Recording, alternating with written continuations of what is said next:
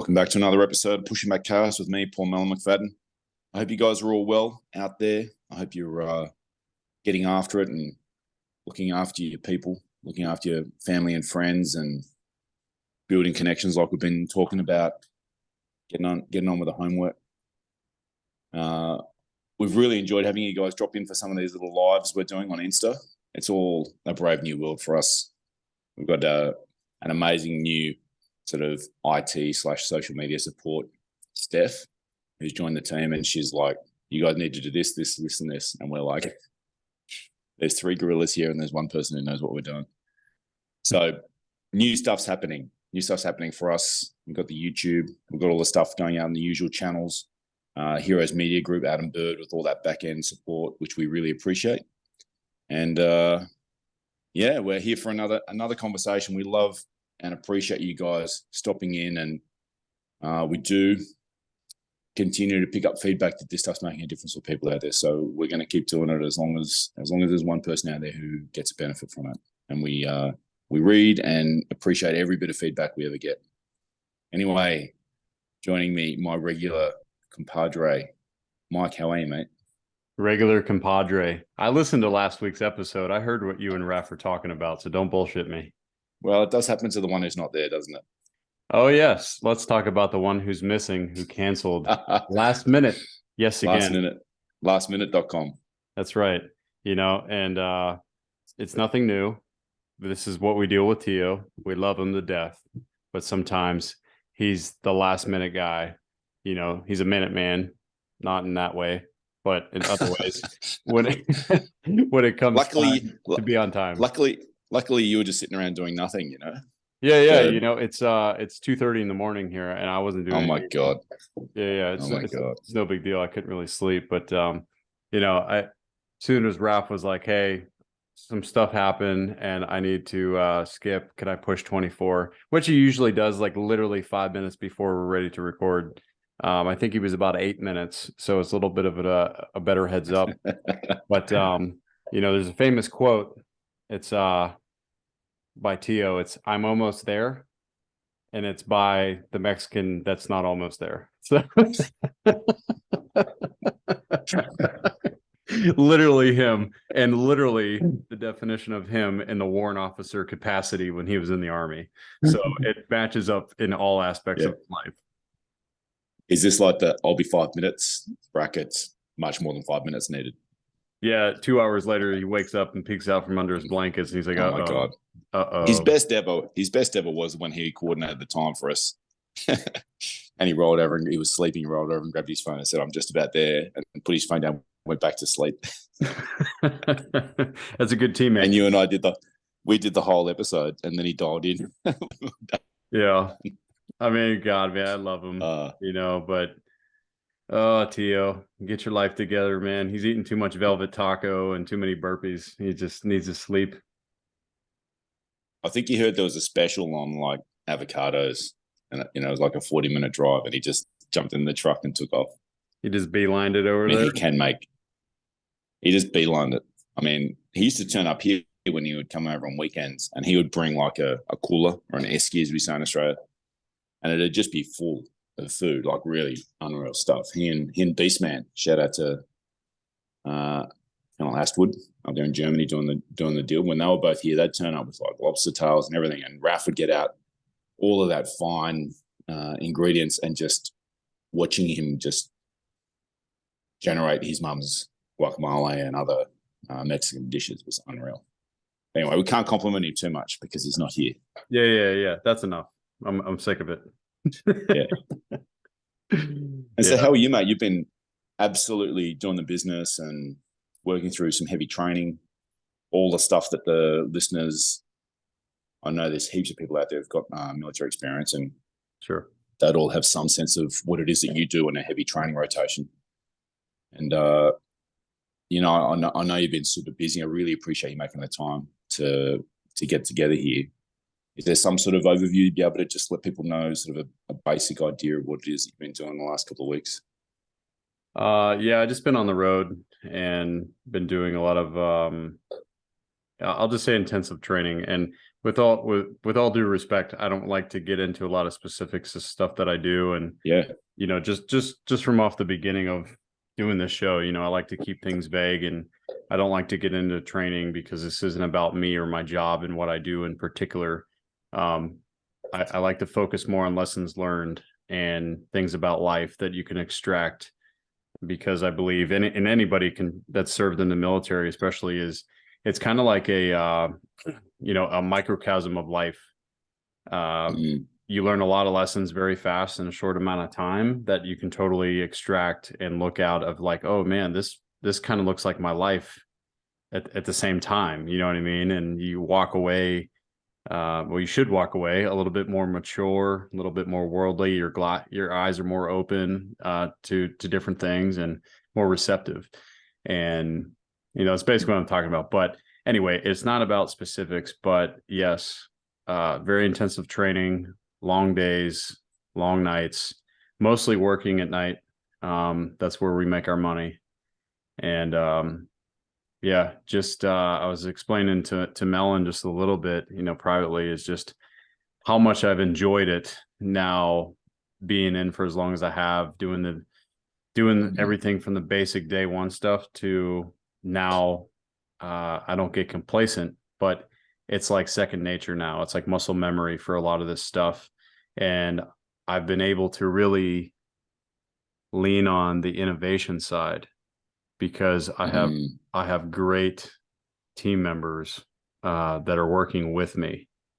And I'll tell you, Melon, it's just awesome to give basic intent of what I want and watch these guys go to work. And they're just thinking shooters, innovation heavy. And it's just a joy to sit back and watch them open up the toolbox of war and watch it get unleashed on different things. Because, you know, and in particular for me, man, this is my last one. This is my last workup. This is my last time getting to experience this side of the house and doing this. And it's just been honestly just such a joy to sit back and watch these guys work and buy into the culture that ultimately the leadership in my group has established and maintained at all levels. And it's very inspiring, and I'm just very proud of them. Like every one of them, man, I'm just very proud of them because they're just crushing it along the way. And, you know, we're not without failure. I don't want to make it sound perfect, because we're not, but I feel that there's like the basic standard, and then there's our standard, and it's very high, and we all have that understanding and respect for it. And I probably say the other cool part is just to see the integrity.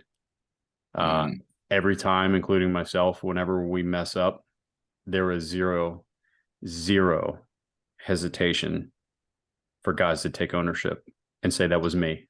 That was on me. This is what I did. I should have done this. Or if they don't know, they're like, I didn't know what I was supposed to do in that situation, so I did my best with what I knew. And then it's like, good. Thank you for telling me. All right, let's go teach you how to do it the right way, or let's readdress this. And we move on. You make a mistake, it gets addressed, and you move on. And then they're not repeating the same stuff. Like the corrections are coming, and it's like very clear objectives. Hey, these 3 things, this is what needs improved. Next run, we're going to do it. And literally thinking through every run throughout the last 3 weeks, we've improved on every one. And it's new problems that present because the scenario changes, and there's new problems, but they're not repetitive. And that is such a good feeling to see guys taking the information on board, applying it, and then executing it differently to the effect that you need to win. So that's all I'll say about it. But it's cool. It's like a little masterclass in leadership. And you've hit some really key stuff there. Like the culture is number one. Yes. You've got to establish that baseline of integrity, where there's ownership of failure, there's ownership of breakdowns, and that creates the learning environment. And the only way you can instill that into the team is when the leadership start. You can't ever say, do as I say. It has to be, here's an example. I made this mistake. These are the lessons. This is how we're going to apply it. That generates that safe space where people will communicate the breakdowns. So culture, freedom to maneuver. So a clear intent from the commander, which is a military term, obviously, commander's intent, which we all understand. What is the objective? Keep it absolutely as clear and simple as possible. Mm-hmm. And then having that training and trust that you can have the freedom to maneuver as problems occur, so that individuals can take the action that they know that they should take. They can immediately innovate on the spot and problem solve. And so then you're in a position now where you've got this huge amount of experience. You've got all this training going in. And so people are seeing the problems occurring and they know immediately in the spot what action they need to take. So you're getting innovation, problem solving, freedom of maneuver based on commander's intent. And it's going to all rest upon the culture of integrity. Yep. And it's ultimately going to lead to confidence, and that's the cool part is, I was also telling Melon, is this like, dude, he's like, what's the morale you have in your unit right now? I said, it's very, very high, because guys are having fun while executing at a high level, because I'm not resting on their shoulders about every single thing or jumping on them every time there's a mistake. And it's like, yeah, dude, I know I made a mistake. I know you made a mistake. Guess what? I made a mistake too. Let's have an honest conversation. We'll fix it. We'll address it, and we'll move past it, and it's gone. And it's like that real temporary memory that you got to train yourself to have with that stuff. It's just like football or rugby. It's like, hey, last play, not a good play. It got messed up. Move on. We're already into the next play. It's so motivating to hear, honestly. It's just got me thinking about family and sport and work situation myself, just thinking about how can I be applying these things, these pillars, these principles that you've been working so hard at establishing. And it's not easy to instill a culture of integrity and ownership of failure and the ability to communicate and freedom to fail, because you have to have the freedom to fail if you're going to have the opportunity to learn and take the mistakes. Yeah. And it's a very difficult thing to instill, right? Because in every organization in the world, we all know micromanagement, the drill bit coming down to tell someone exactly what to do and exactly what not to do, that just stifles morale, it stifles creativity, it stifles problem solving and innovation, and has people feel like, if they're 100% capacity, when someone's micromanaging them, it just crushes the amount they can contribute, maybe 10, 20% of their capability. Yeah. But the people in organizations know that they're going to have their success, their failures, their KPIs going to be met or not met based on the efforts of the people below them. And so everyone, when they're put in this position, the tendency will be to micromanage and have that drill bit. And it's like people who haven't had the exposure and training and the personal characteristics and opportunities to learn will often not be able to resist that desire to prevent the failure, to get right down and tell people what to do. And we've all been in those situations. It's like a wet fire blanket on top of all of these things that we've just been talking about.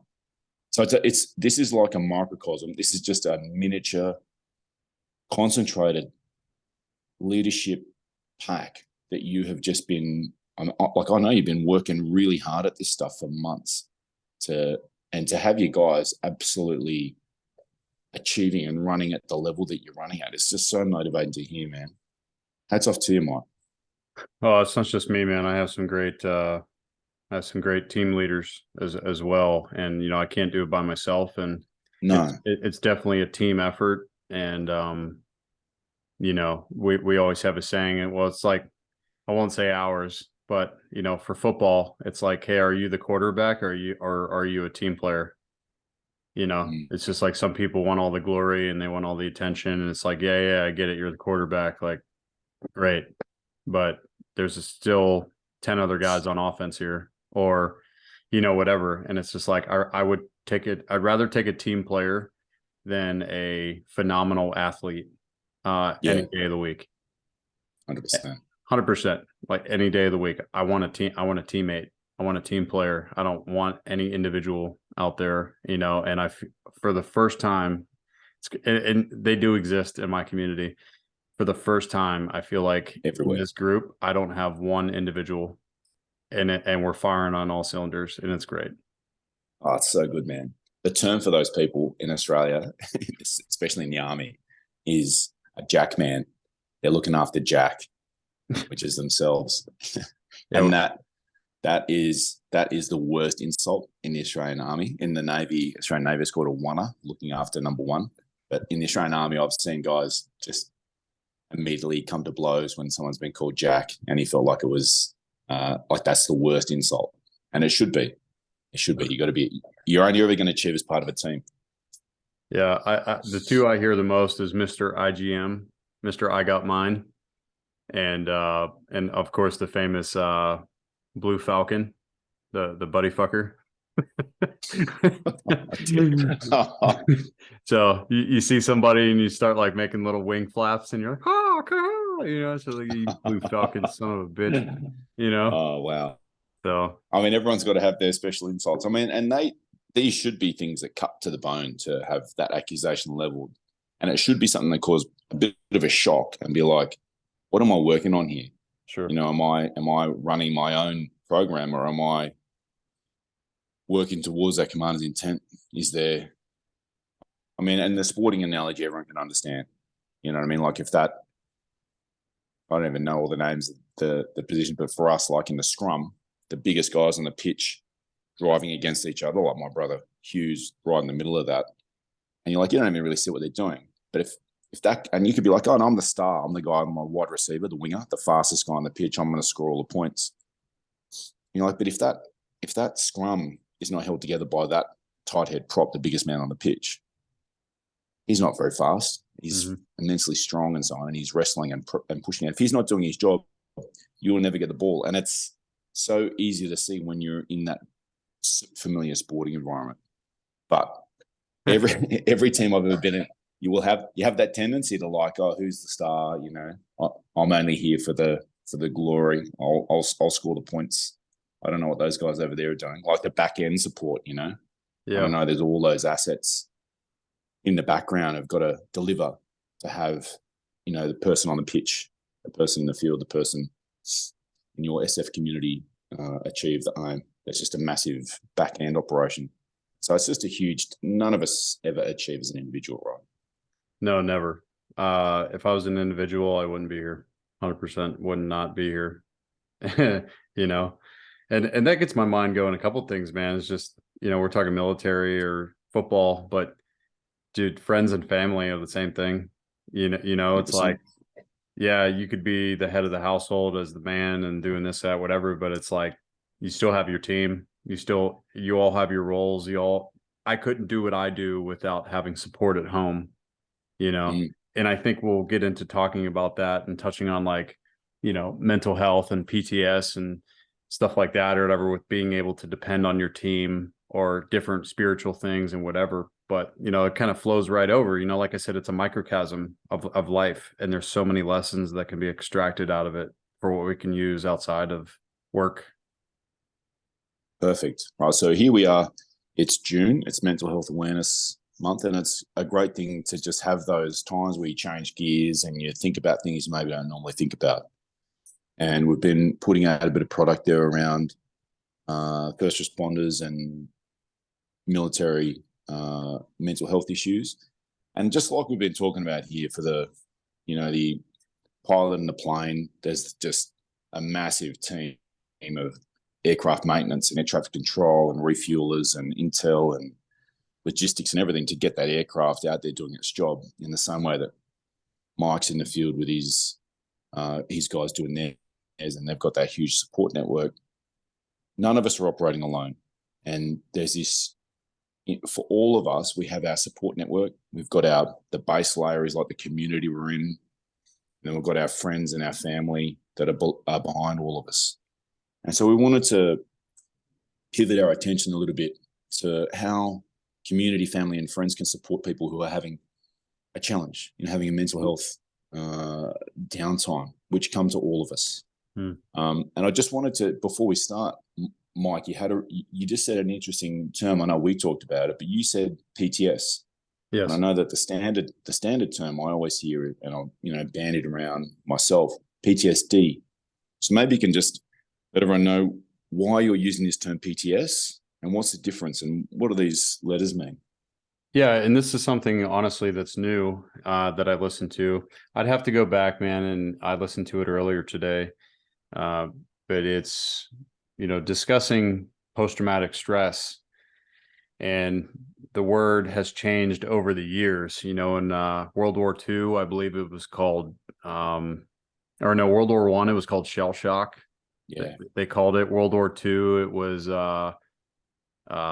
what the hell was it? Then it went to Vietnam and it changed again. Then it changed again in the 90s, Gulf War syndrome or whatever else they called it. And then it changed in the GWAT to post-traumatic stress disorder. And it's just been changed. And it sounds like more PC as it goes, like shell shock of just, boom, like right there, it's shell shock from explosions and this, that, whatever, to post-traumatic stress disorder, and it's like, the people that were talking about is just like, is it really a disorder? It's not like you were born physically messed up or mentally messed up, like you're in all respectful terms, you're a normal person that was healthy and joined for military service. For an example, there's tons of PTS throughout everything, but you are a normal human being that went and was exposed to extremely high levels of stress and trauma for periods of time in combat. That's not a disorder. You're just exposed to it. There's nothing wrong with you as a person. You're not an evil person. You're not messed up. You know what I mean? It's your body has experienced trauma and massive amounts of stress. And there is an effect, it's same thing. It's like, I like using the gym aspect of it. It's like, if you're going hard and you're lifting max weight as much as you can, you get to that last rep. And it's like, as soon as you put it down, your leg locks up and you have some after effects of like, holy shit, man. Like, you almost pass out or whatever. That's like an after effect because you're under extreme stress and duress, and it's like, well, that's what's going to happen when you expose yourself to that. It doesn't make it a disorder because your body locks up and you get cramps and you tighten up, almost pass out. That's not a disorder. It's a reaction to extreme circumstances. And I just really like that, man, because I think, I definitely think I've had symptoms of PTS before. My brother, who was wounded in Iraq, I know he definitely has. From it. And then, Kenny G and a whole bunch of other guys that we know and serve with. And some of them sometimes just use it as like, well, it's a disorder. So that makes me broken. That makes me handicapped. That makes me something wrong with me. And I'm not human. I'm not whole. I'm this and whatever, because I'm part of a disorder. I don't agree with that. Like I really like the idea that there's just, there's, like you were saying, there's like the healthy organism, there's the normal healthy day-to-day person, the way we're designed to go out and get our resources, bring it back, work for a family, all that sort of stuff. And then if you put anyone into a situation with these extreme levels of trauma and stress, as you've described, there's just like an exposure. And when you take the word disorder out of it, it's just someone has been exposed to very high levels of trauma and stress. Yeah. And then after that, what are the effects? And honestly, I've only just heard this term for everyone out there. I only just heard it like 30 minutes before we started. And I'm like, this is such a good distinction to make. And that clarity can come from it, that you don't need a diagnosis. And these things are not to say that there's not a place for them. But it can be anyone who's been exposed to high levels of trauma and stress. It could be childhood experiences. It could be anything. And all of us will have had some levels of stress and trauma. But you just imagine when you've had those very high, unusually high, and maybe long-term environmental stresses, it's going to have an impact. And then you can be thinking, okay, well, what can we do? And it can be a bit more approachable rather than, as Mike has been saying, like that feeling of, well, I'm suffering from a disorder, like I'm now not ordered. I've got something permanently wrong with me. Mm-hmm. I just think it's such a great distinction, Mike, and I really appreciate you bringing it to us. And I think it's a great way to frame some of the issues that first responders, military, plus just the wider community. There's a lot of trauma and stress that can occur, and you just think, right, if someone's been exposed to a larger than normal amount or a larger than normal duration, what can we as a community, family, and friends do to help these people out? Would you think that's a fair way to frame the conversation that we were wanting to have today? Yeah, that's perfect, man. And there's a few stories already popping in my head. Actually, I had this evening, and maybe I can share as we get into this episode or whatever. So remind me of it. And if I don't, then I'm sorry, because maybe my brain isn't working all the way at 2:30 in the morning. But 2:30 in the morning. So we had a little conversation, and I wrote just a couple of short articles that we're going to release. One being just giving a bit of analogy around how family, friends, and the community can support someone suffering from depression and mental health challenges, separate from PTS. Just put a story out using the analogy of a high rope walker, a tightrope walker, and in that one we're talking about the individual is up on the rope in a position of stress or having the mental health challenges. And we talked there about that depression is the unsteady path. You're on that rope and you can feel like it's not safe. It's not easy. You're not walking on the footpath and on the sidewalk. But the family, friends, and community are the safety net below. The friends being people either side or around the individual, offering encouragement and support, being there to extend a hand if the person is having a wobble. They can listen, making a safe space for the individual to express themselves. And sometimes it's just being present, and that might give the person on the road that confidence to carry on. And the second level is the frame below, and that's the family members. So there's these unbreakable bonds that are the network down below, and there's love, understanding, and patience, and they're just there knowing this person knows that they're there when they need it. Mm-hmm. And then the last one is the entire safety net itself being the community. So they're ready to catch and uplift the family. They're ready to support the individual.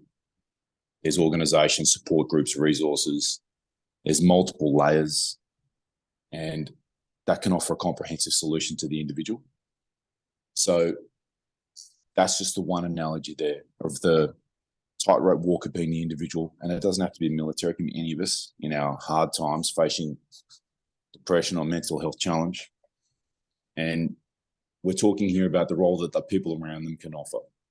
So just a simple little analogy there around depression and challenge and the role that we can all have for the person who's having the hard time.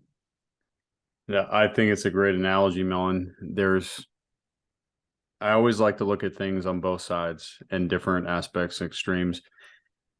I feel that there's people out there who have the safety net, which is great friends and family who are always very supportive, that show that unconditional love, and have those conversations where it's like all I want you to do is try your best and do what you can, but either way, I still love you and I'll always be here, and I've had those conversations with my mom, like, Mom, I know I'm scared and I'm going to do this, or I'm trying to do this, or trying to accomplish this, or whatever. Or even if I did something hard or very wrong, she'll look at me and she'll be like, yeah, but I'm always going to be here for you. And there's just this, I mean, dude, it like kind of makes me tear up with that type of love that my mom has, in particular for me. And I know for your mom too,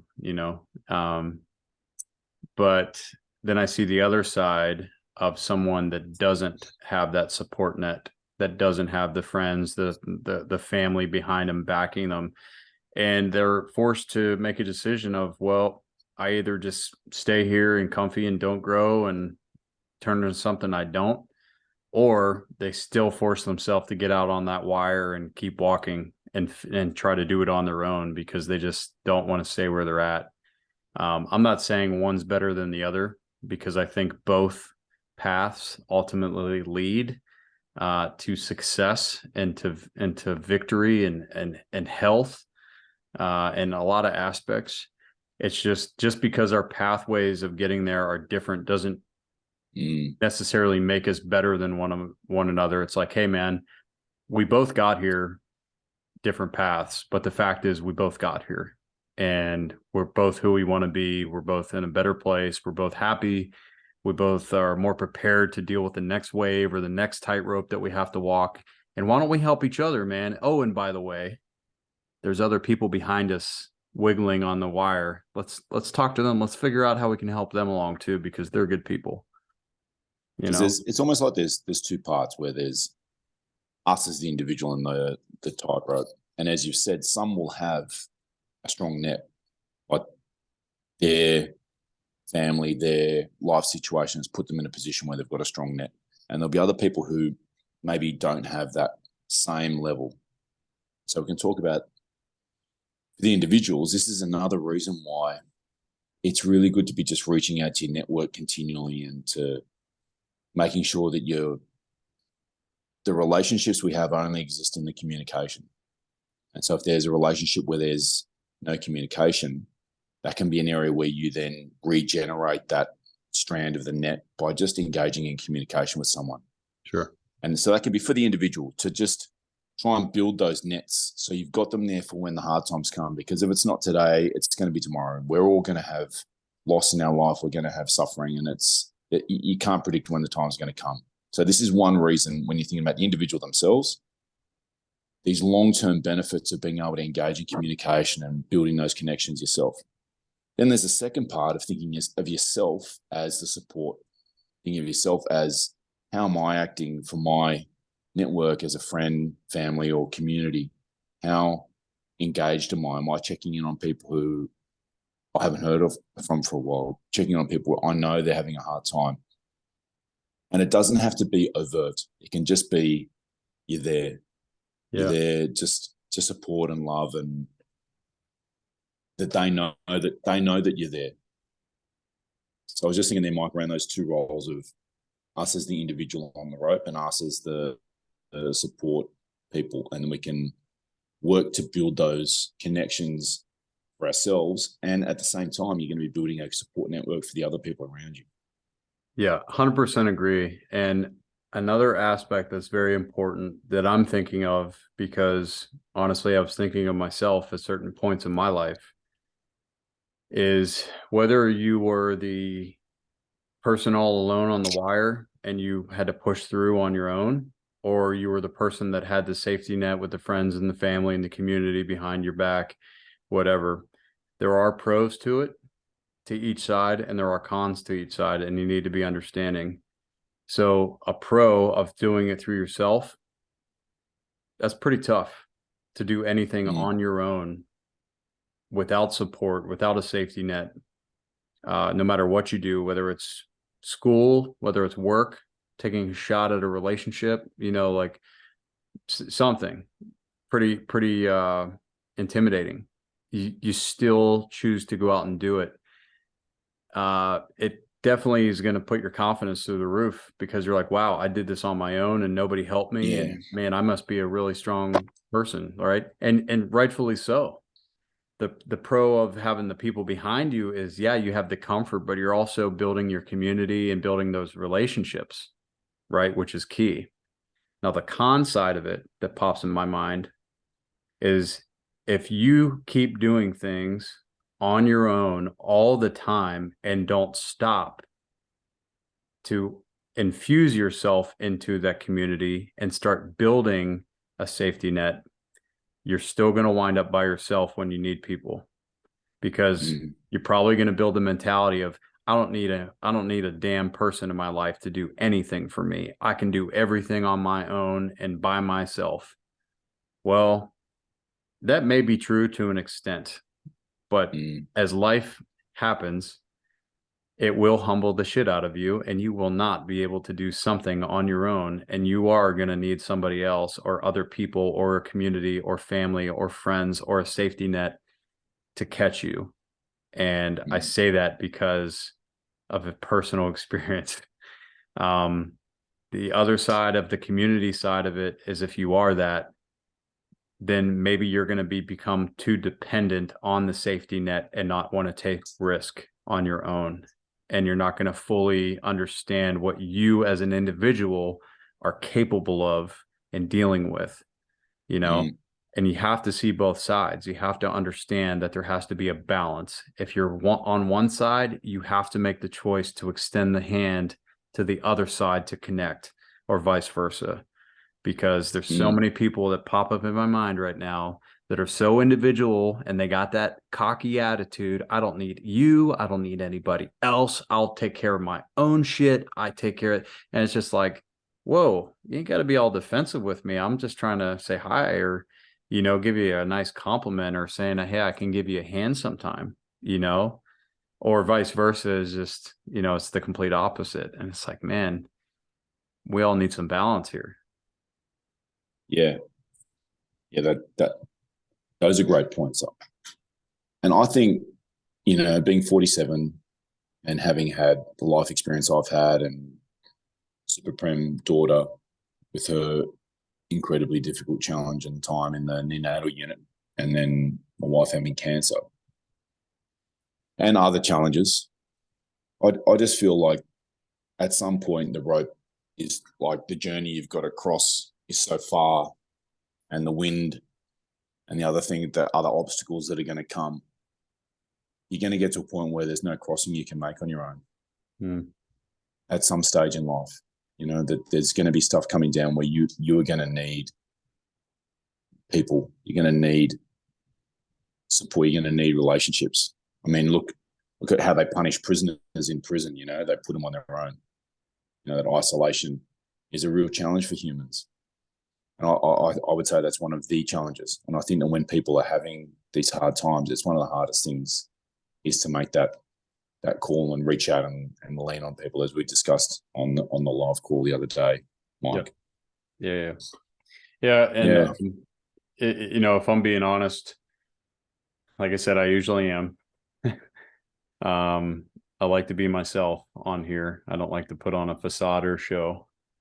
I would say in the last week, I've had a tough time being on the road and going as hard as I can at training, and then coming back at night, being by myself, knowing that when I go home, there's nobody there but me. I don't really have any family that lives close to me. All my best friends live out of state. And it's kind of like that whole thing that's like waiting for me. And honestly, it kind of pulled me down. And I had no less than 4 phone call conversations with people that I love and I trust to sell it to me real. Like, hey, I know why you feel like this. I get it. It's okay. But look at all these other positive things. Don't forget you have this. Don't forget this is how you've affected me. Don't forget you've affected other people. You're a good person. You have a good heart. You know what I mean? And it's just like, when I feel myself wobbling on that wire, I can acknowledge it now. It's not like I'm staring forward being like, nope, I'm okay. It's like, no, inside I'm like, I'm getting pretty nervous. I feel it happening. And even, you know, I'm not saying I'm Superman by any means, because I'm absolutely not, but I'm a pretty strong guy, mentally, emotionally, physically. But even I shake, and it's okay. But I acknowledge it, and then I know what to do as a reaction, as like, man, I need to call somebody. I need to just get that reassurance that like, hey, I'm going to be fine. And this person's not going to lie to me. They're not going to blow smoke up my ass and, tell me something like, "Oh man, you're doing wonderful." They're like, "Hey, dude, you're going through it, and I know it sucks. I can hear it in your voice. I can see it in your body language. I know you're going through something that sucks, but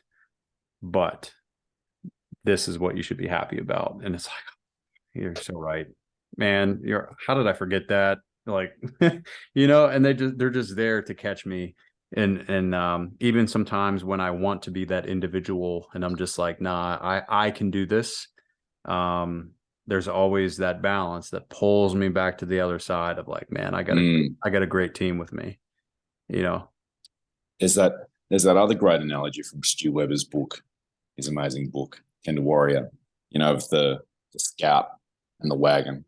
They talk, the analogy there being the old wagons crossing the Appalachian Mountains and heading out into the interior, into the Midwest and crossing the US continent. And similar stuff happened in Australia and South Africa and many other places that were settled. And the analogy Stu Weber has is the individual going out, scouting the way ahead and finding water and food and safe passage and looking out for hostile forces that could be out there and people with ill intent. But then they're coming back all the time to the wagon, and they've got a really strong reason for what they're doing.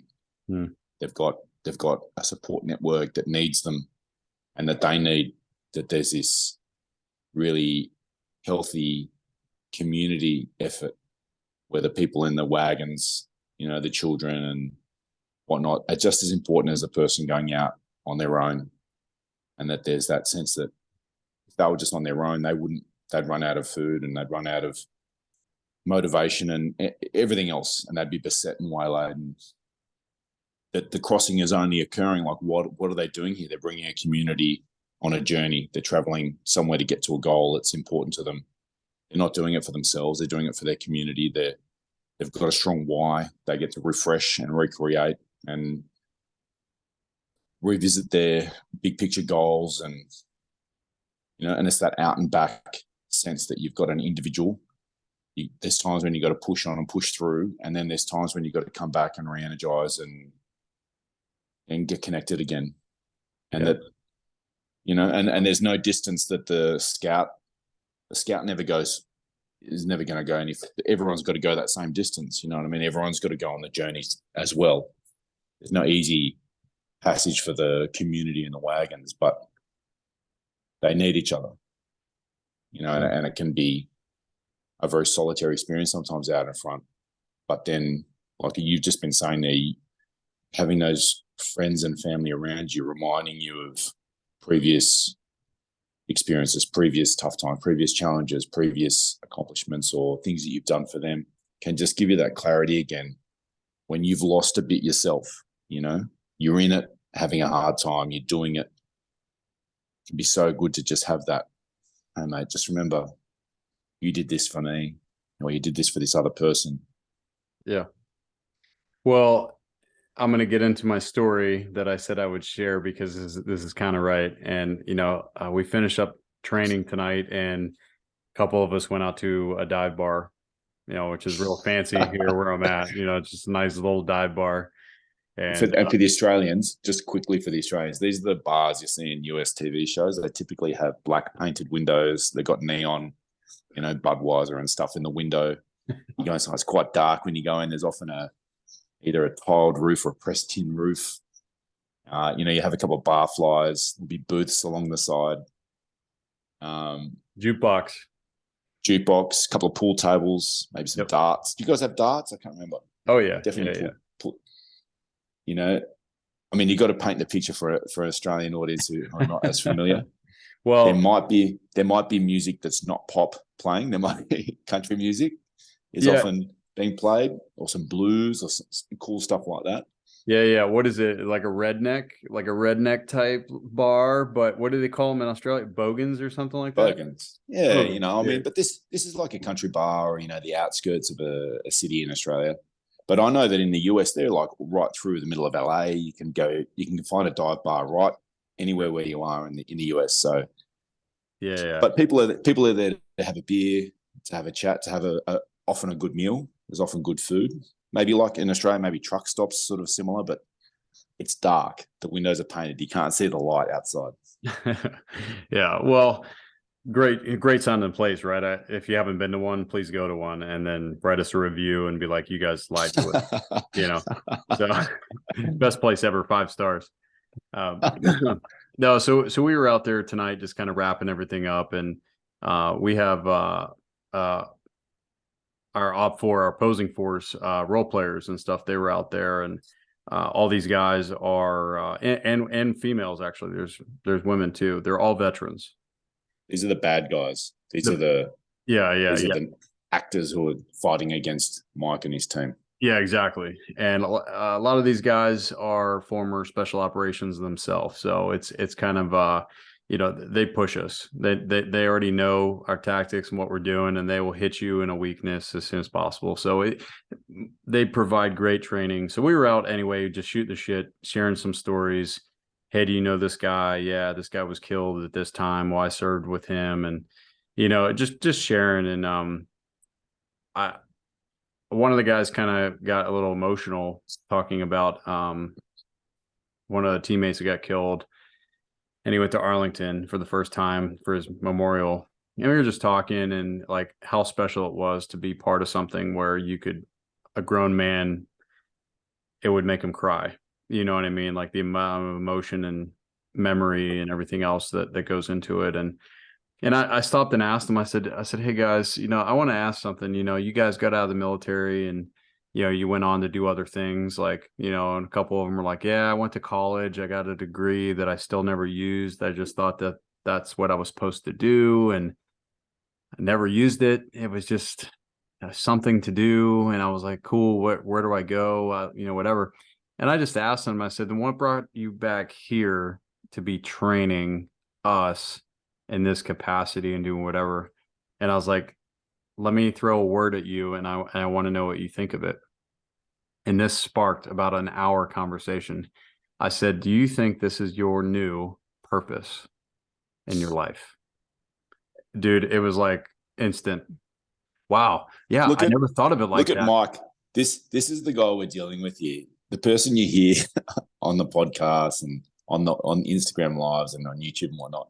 This is who he really is.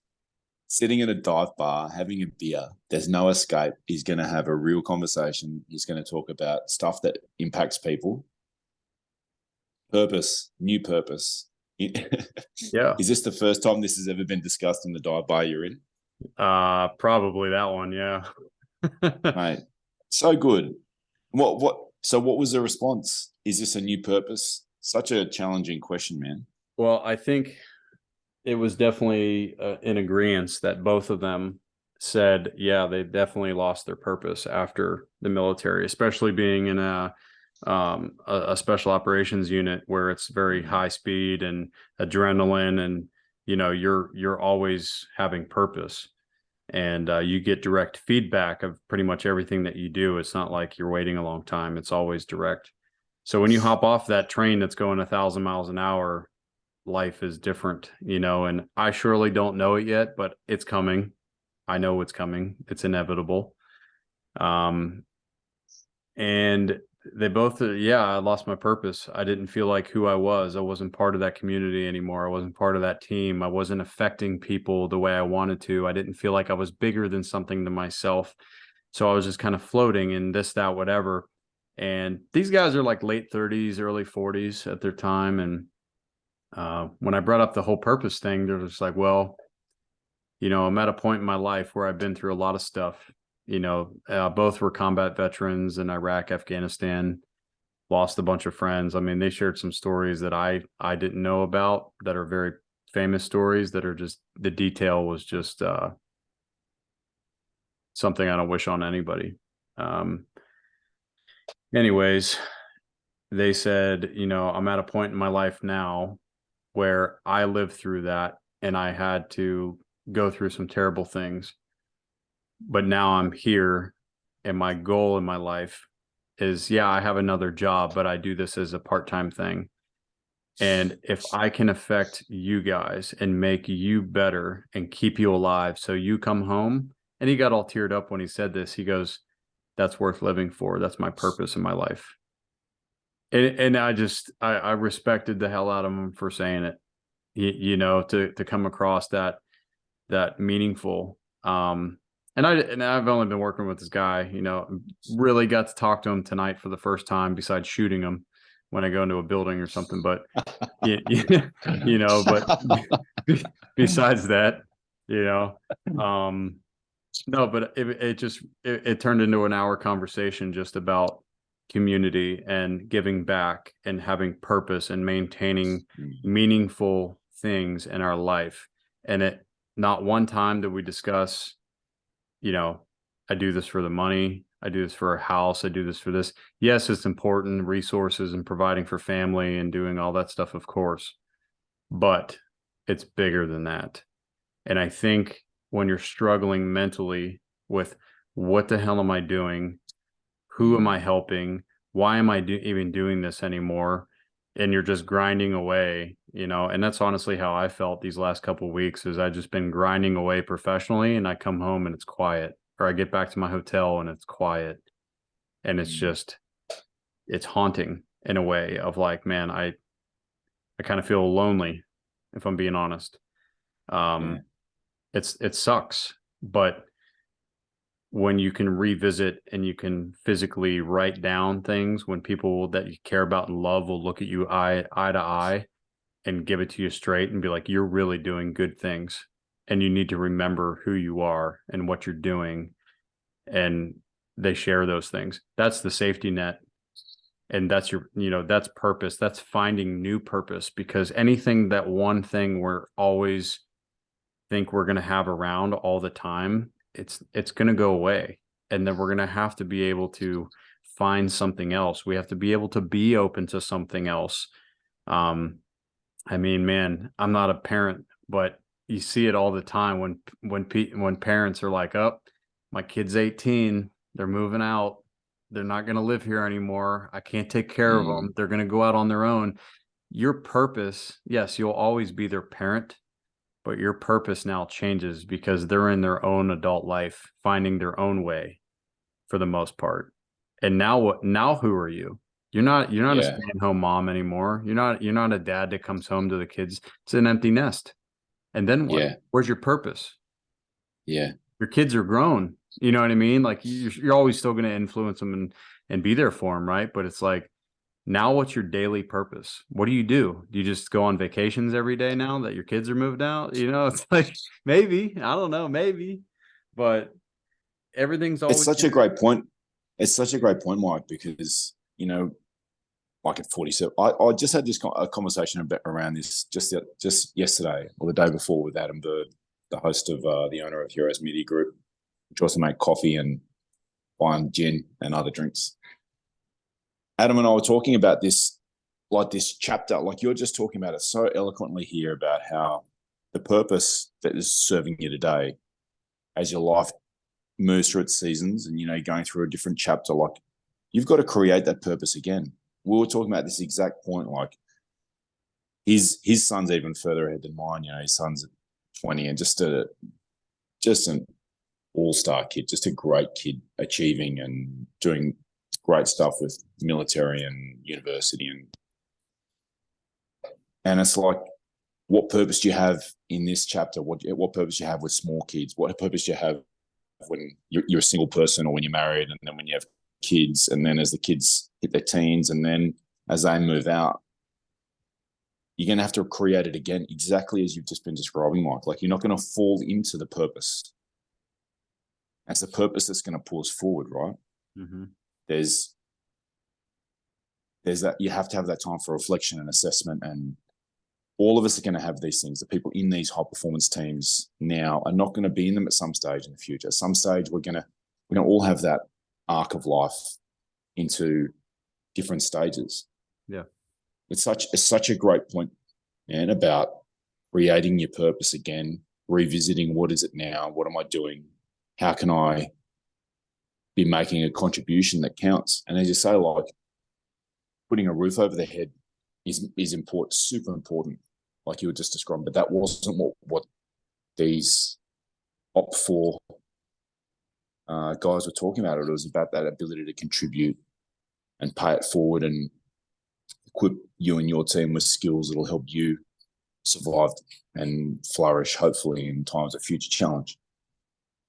And I think that this is one of those parts of the analogy where when you're thinking of yourself as a community, you're thinking of yourself as that net, that if you can be involved in community groups, if you can be finding whatever it is for you, like these veterans had retired out of SF and you said they lost their purpose, but then they're able to find it again in what they're doing now, training and paying a fortnight. I mean, just such a crazy idea that someone could do that part-time, that they could have a regular job and this is what they do.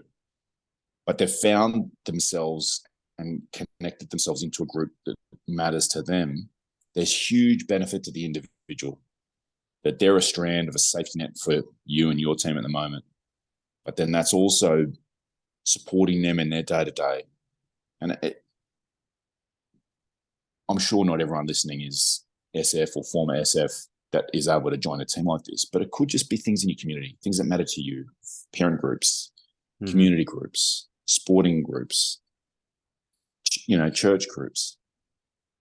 There's a lot of benefit to the individual when you get those connections and you're in that time of like, what is my purpose now? And it has to be an intentional creation.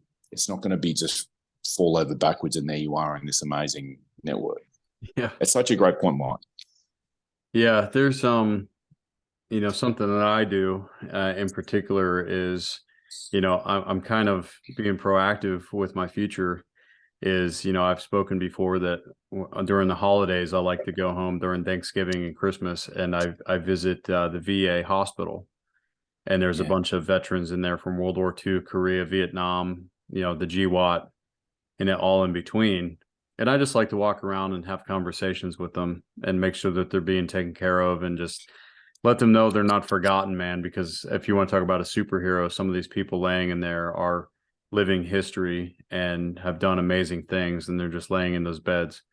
I look at it as, it's what we should do, and making sure that people have been through terrible things, that they're not forgotten, that their sacrifice and their pain and everything else that they've given is not for nothing. And I want them to know that, not just because I'm active duty, but, for me, for my country, it's like, I'm an American and I'm grateful for what you've done for me.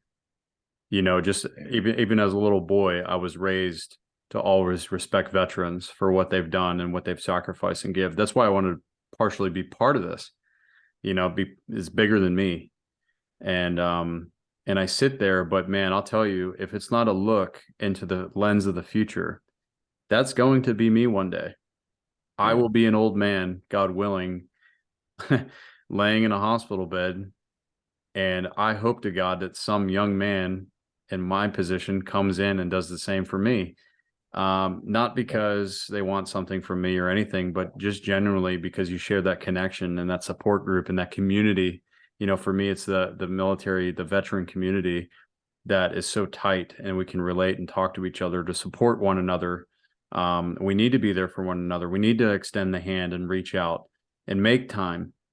And I'll tell you, man, it has made me into a man that I honestly never envisioned that I could possibly achieve. And the conversations I've had with some of these grown men, seasoned combat men, I spoke about the guy from Arlington that was 93 years old, 60 years difference. I felt like I knew him for 30 years, and he gave me some of the best advice in my entire life that helped my mental health, that helped my emotional health, which in turn helped my physical health. It just gave me a completely different outlook on my life and what the hell I was doing and what my true purpose was. We did an episode before about what is your true purpose and who are you? I don't know who I would be without that man, without having that conversation, without having that connection to him. I don't know if he would have told me that if I never would have opened up to him and shared my experiences with him.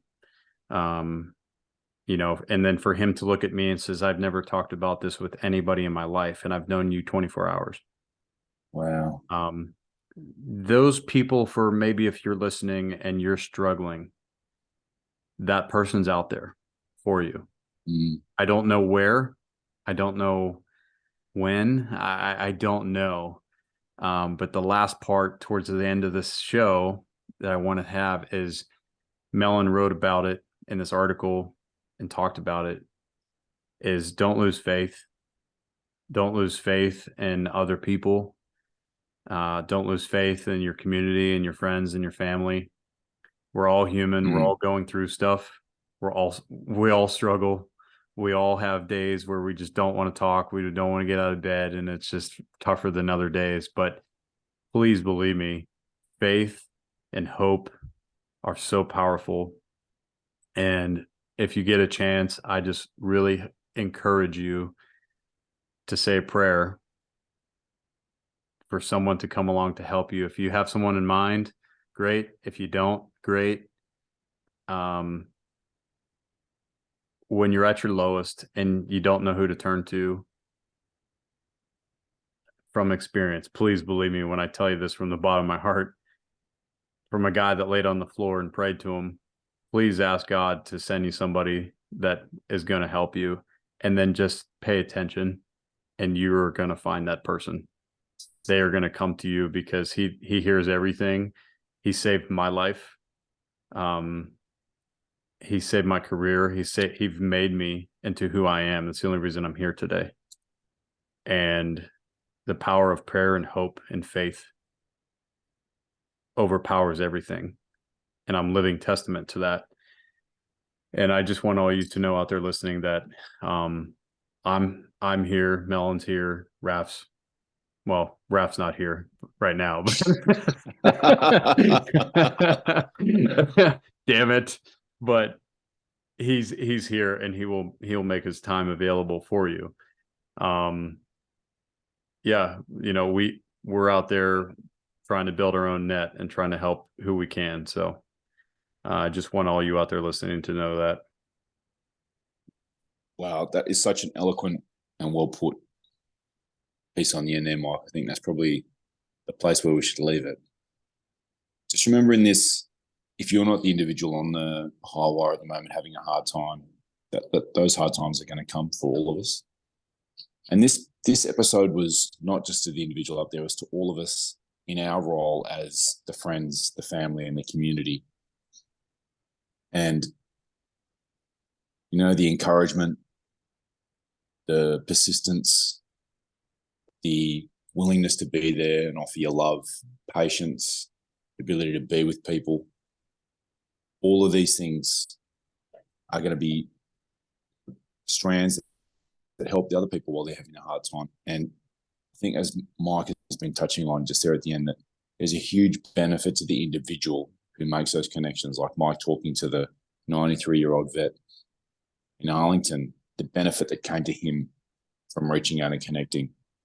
The more strands we can get out, the stronger that net's going to be. It's going to be for the individual as well as for the whole community. Wow. Great episode, man. I freaking love talking to you, mate. I get so much out of it. It's such a boost for my day and clarity that it gives me for my week, as I get out into the world. I just really appreciate you taking the time. I know it's super late where you are and you got a lot of stuff on your plate. So honestly, for the whole community, I really thank you for coming and making the time and sharing with us. Well, all of you guys out there, listen. Oh, sorry. I was just going to say, man, that's what, I said there's individuals and there's teammates, and I'm just very happy that I have you and Raf on my team to be able to do this and talk about it. And, it's great. And the last thing I just want to share with is it's a common quote now, which is great, which is being pushed, is one day you will tell your story of how you overcame what you went through, and then it will become someone else's survival guide, and it's just, it's absolutely true. And it becomes your purpose, and not about yourself, but about others. And then that brings you new life. That brings you new fire. And there's nothing more rewarding in life than being able to see another person smile or bring them out of a dark place and share happiness and joy. It's amazing. Thanks, man. So good. All right. For everyone out there, share this out into your community. Send it on to people. Remember, it doesn't have to be the person suffering on the rope. It could be all of us have those other roles as family, friends, and community. So please share this widely. We should normalize these conversations about mental health.